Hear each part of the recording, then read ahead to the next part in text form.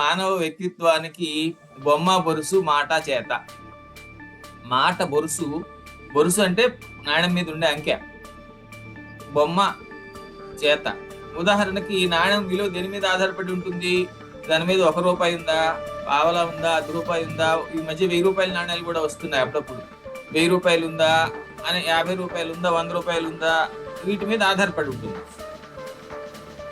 కానీ దాని మీద 1000 రూపాయలు ఉంటే ఉండవచ్చు కాక, వెనకాల బొమ్మ సరిగ్గా లేకపోతే నాణ్యానికి విలువ ఉంటుందా? ఉండదు. ఉన్నప్పటికీ వెనకాల ఉన్నది 3 సింహాల బొమ్మ అంటే ఇండియన్ రూపాయి అయితే దాని విలువ వేరు, వెనకాల ఉన్నది రాణిగారి తలకాయ అంటే యూరోపియన్ పౌండ్ అయితే దాని విలువ వేరు, వెనకాల ఉన్నది అమెరికన్ లింకన్ ప్రెసిడెంట్ తలకాయ అయితే అది యూరోపియన్ డాలర్ అయితే దాని విలువ వేరు. అంటే ముందు ఉన్న అంకె విలువ వెనకాల ఉన్న బొమ్మ నిర్ధారిస్తోంది కదా.